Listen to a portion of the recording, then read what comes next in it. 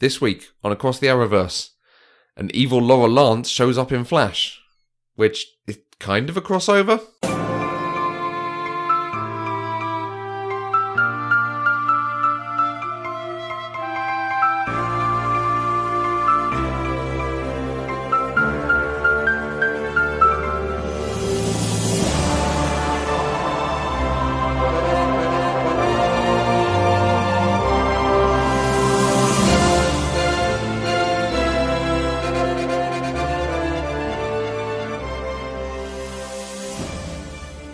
Hi everyone, and welcome to Across the Arrowverse. I'm Matthew Vose. And I'm Catherine Kay. This week, we're discussing the episodes Supergirl, In Search of Lost Time, The Flash, Fury Rogue, yep, and Arrow the Dragon. Arrow the Dragon. Arrow the Dragon? Arrow the Dragon. Come inside, have a cup of tea. Meet the missus.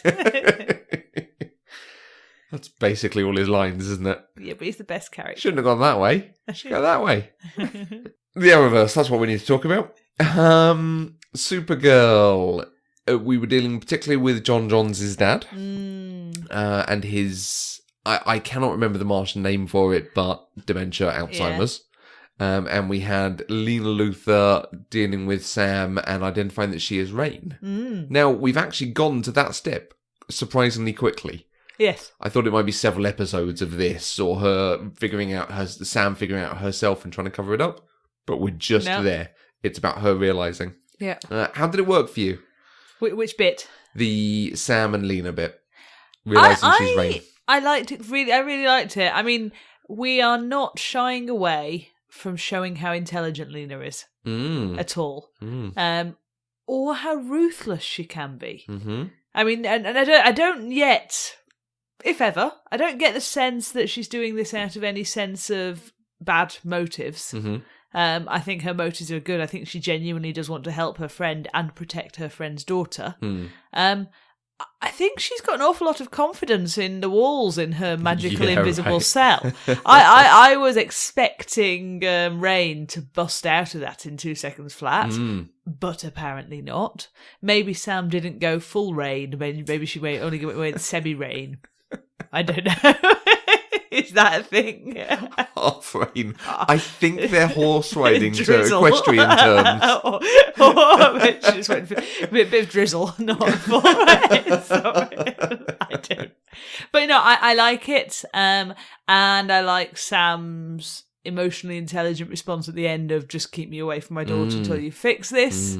I thought it was interesting. And I also thought it was interesting that Lena found a scientific way of not necessarily knowing what causes it, but at least measuring it, spotting that her cells had changed on a bloody science term basis. And because they're intelligent people, we didn't have the science in English, please. No, exactly. They just talk to each other. Yeah. Is Lena becoming the best character on Supergirl? Or the most fully formed character? I like that they're using her more, certainly. I think there's a lot... I think... How can I put it?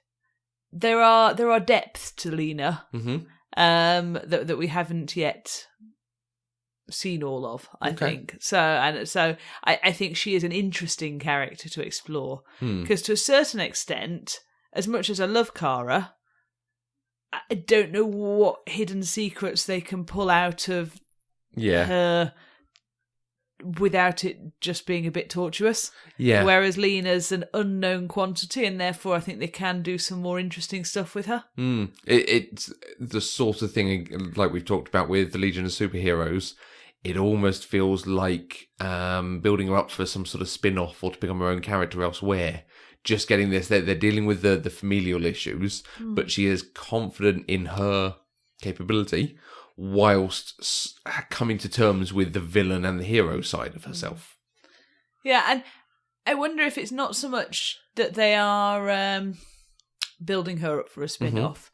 Maybe it's actually a conscious decision on behalf of the writing room for a lot of these that they are going to build the characters of the ensemble rather than just build the character of the main lead. and try and make it a more interesting show that way.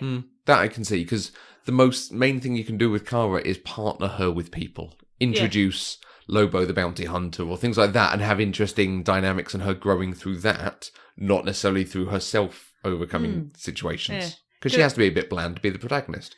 Exactly. But I think you're right. I think you're right about that there will come a point where Lena is perhaps tempted to the dark side. But it's also interesting she hasn't disclosed Rain yet. So we'll see what comes of that. She hasn't told the DEO about her. Do you think she would be more or less likely to tell people around Rain if that she knew that her mates were actually in the DEO and therefore more able than most to help? Yes, I thought she knew that Alex was in the DEO, and she knows Supergirl, but she doesn't know that Kara is Supergirl. We'll see what comes of that. I like the way they've gone with it for the reveal, and I like that it was a reveal to Sam. That was very well played, but I'm not sure where it's going again. It's sort of taken a slight twist that I wasn't sure on. John and his dad. Oh, that was heartbreaking. It is a bit heartbreaking, isn't it? Yeah. A little bit over the top with him affecting everyone and that being the cause for there to be action in this episode. That I think they were just using it as a catalyst to progress the relationship between Kara and Mon-El, if I'm honest. I think that was the main point of it. Okay. But... yeah, I like dealing with those issues. Yes. But I am ready to move on from them now. That's Agreed. The least interesting part of this show. Agreed. Yeah. And it ended up with many birds falling out of the sky as Pestilence seems to be on the scene now. Yes, but we haven't seen Pestilence yet, have we? We've just seen the plague-like after effects of the presence of Pestilence. Yeah. There were a lot of birds falling out of the sky. I don't believe there were that many birds in the sky at once that you can't see. Because otherwise Supergirl and Mon-El would be flying into them all the time. Oh, God, that would be unpleasant, wouldn't it? I wonder if they deliberately fly above flocks of birds just to make sure they're all right. The thing. They landed and all the birds were falling past them. It was... I don't think the effect quite came off me. I don't know what they were going for, but I would have preferred them walking and talking and seeing all the birds landing. Yes. But still. Right, The Flash, Fury Rogue. The episode was called Fury Rogue. That is a terrible name. Why was it called Fury Rogue? I don't know. I feel like I'm missing a reference there. So it's got Captain Cold, who is one of his rogues gallery. And it's got evil Earth X Laurel coming over. And she's furious, but anyway. It just makes me think of Mad Max Fury Road. Yeah. And there's no link. So is that the thing? It's a pun on that. Anyway. Dunno. Baffled, yeah. We had good Wentworth Miller. And it's always nice to see him in the shows. I don't care which version of him he's playing. I'm happy to see Wentworth Miller. Yeah, it's a great character. We love having him on the scene. We had Evil Laurel and we had DeVoe. His plan's not going to plan because of Barry dealing with his grief. So, fairly nice that there were a number of stories actually all coming together. We haven't done that in a while. And then on top of that, we had Harry and his brain debilitation, whatever is actually going on there. Yep. Yes. Anything standing out from the episode? I like that things can happen that DeVoe didn't predict. So it starts to open up a chink in his armour that we may, or our heroes, may be able to exploit. Yeah. Are we basically being taught by the show that emotion is the thing that will defeat him? Acting on instinctual emotions rather than planning is the thing that takes him down. I think so.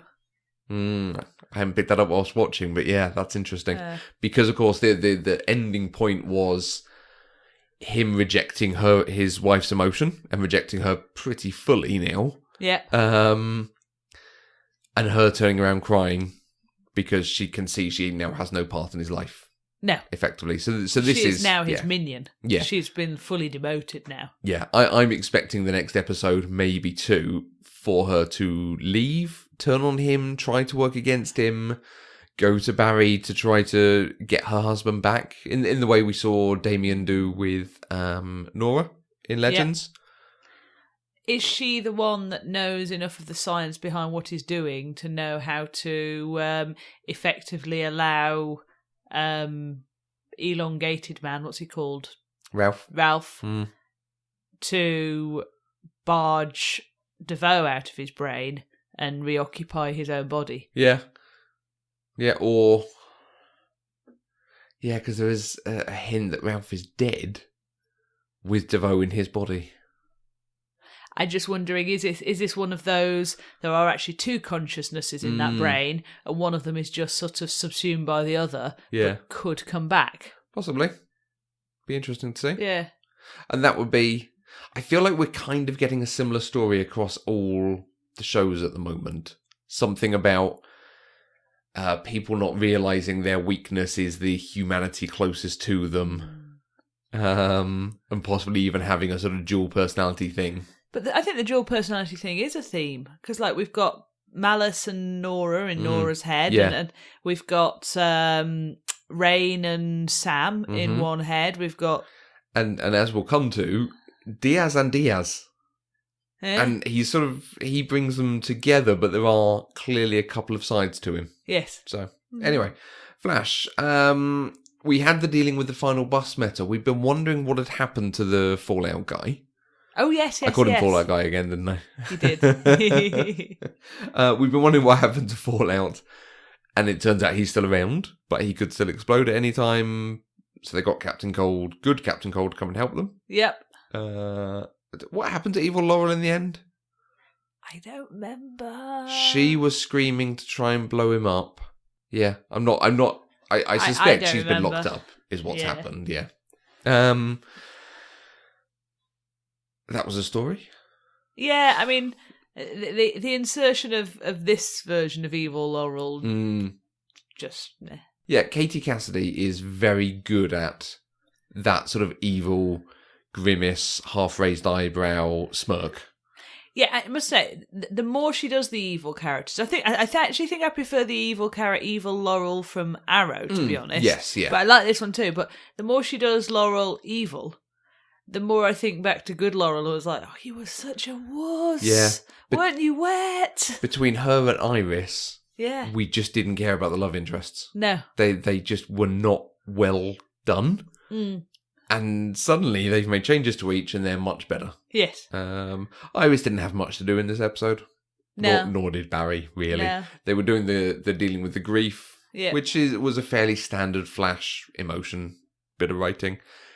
It was appreciated that they took an episode to deal with it if Ralph is dead. He's got an appropriate send-off for a character we ended up liking. So, And I think because we are supposed to buy into them believing that he's actually dead, which they do. Yeah. It's appropriate that they were grieving. Yes. So, yeah. I particularly enjoyed Cisco trying to explain the Lances. Yes. And that she's like her who was this, but she took over from her sister when her sister died, and then her sister came back to life, and then she died, and now she's back to life, and that was quite nice. Yes, so much. And so much, yes. Particularly what I enjoyed, and this is the thing I remember from seeing Flash in animated shows, in the comics, many, many cold puns. Putting people on ice, feeling a chill, there's a freeze, things like that. I just enjoy that it's constant. Yeah. It's a sort of low-level punnery. It's like living with you. Yeah, a little bit. But it's fun. We like it. They can just keep doing it. Yeah. Caitlin had a bit of dealing with Killer Frost possibly being gone. Again, a bit of reconciliation that she's gone, but there's a feeling that there's something more coming to that story, I think. I don't think she's gone. I think they are going to meld the characters. Something, I like you. Something else is happening there. Yeah, which I think I said last week. That's what I expected the beginning of the season to be. Yeah. So maybe they realise they wasted the opportunities. They're trying to do it again. Yeah. And we had Harry losing his intelligence. Poor Harry. I don't feel like we got much of it. No, and I also feel like some of what they were saying was a little bit inadequate. Oh, it's going to take me ages to learn all this stuff again. It's like, no. Yeah. Your brain is dying off. If You it's actually can't damaged, learn all of this stuff again. You're losing your memory. Relearning it is not going to help. Yeah. It will be interesting to see how they deal with it, but I feel like this week was just getting it acknowledged to the team, and then they're going to do part of a story on it. So, yeah. Okay. And we've left Arrow to last, which we don't often do. We tend to work up towards one of the better shows of the week. So this was the backstory for Diaz, our villain for this season, or certainly the latter half of this season.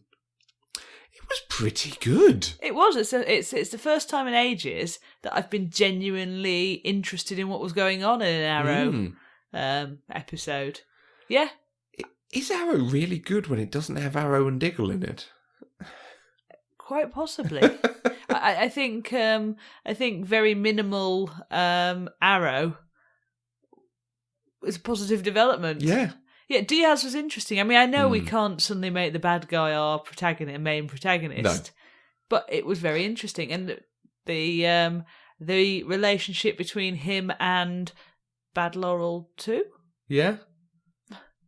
Which Bad Laurel is she? Is she the first Bad Laurel or the second? Evil Black Siren. But anyway, I liked their relationship. There seems to be some genuine something between them. It's not like a passionate I love you romance, but there seems to be some form of bond. Padawan. It's got that kind of Kenobi Skywalker thing going on with it. And I think she feels some form of loyalty towards him, or else she wouldn't still be there. Yeah, I think respect for the better person in the team is where that comes across. Yeah. I found it really interesting that they were doing a good job in, like you say, not humanising him, but showing his backstory so we understand his reasons. But all he's doing is trying to take power. All he wants is to be more powerful, which has made it a bit less interesting.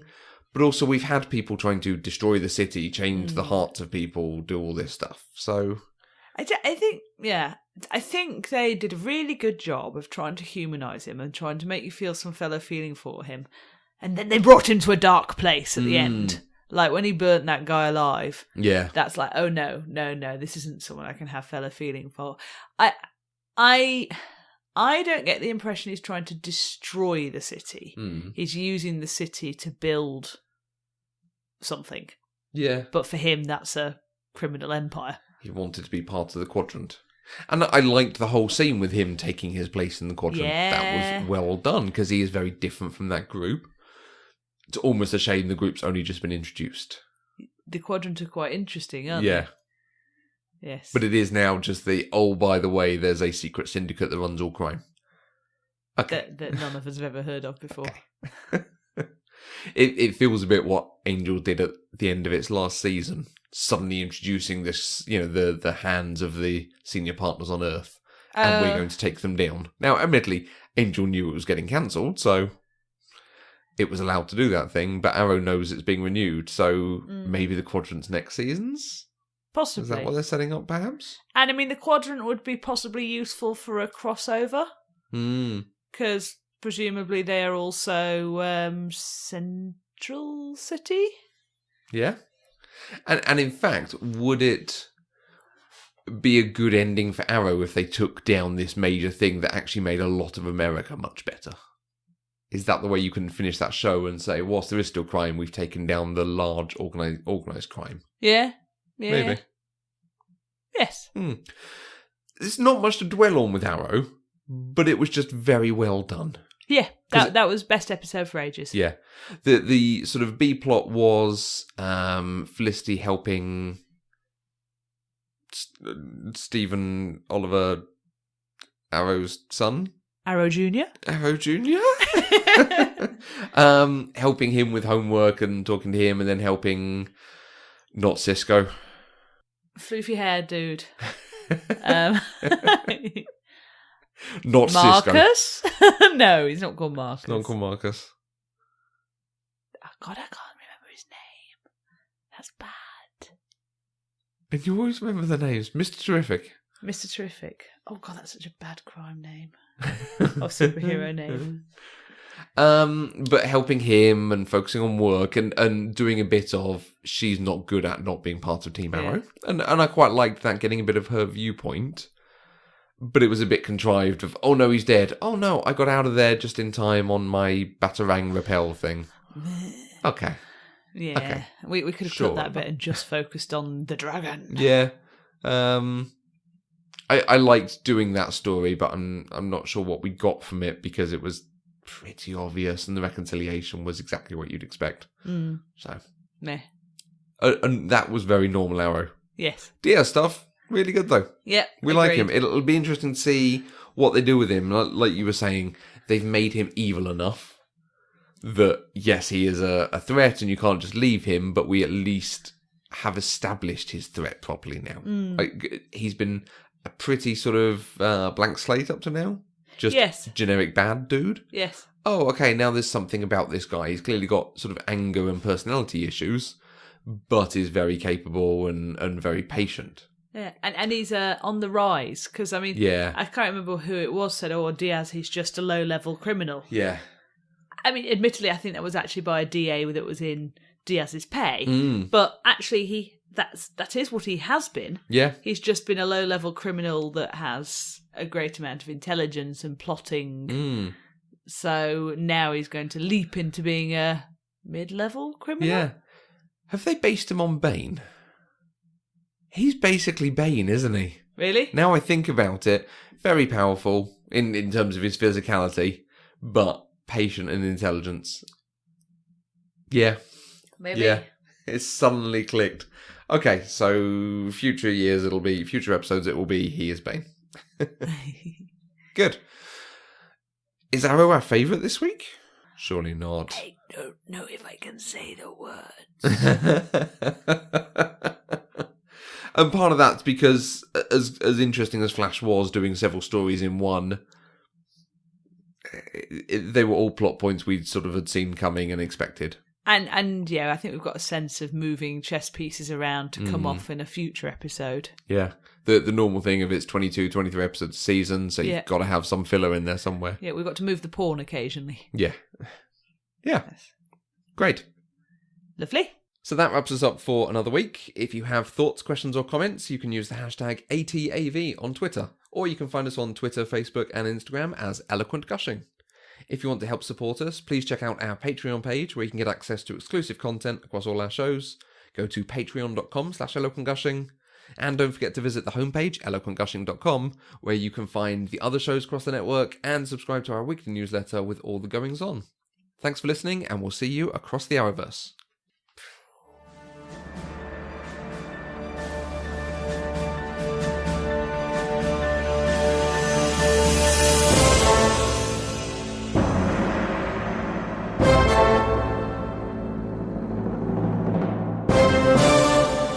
Across the Arrowverse is an Eloquent Gushing production. For more shows you'll love, please visit eloquentgushing.com.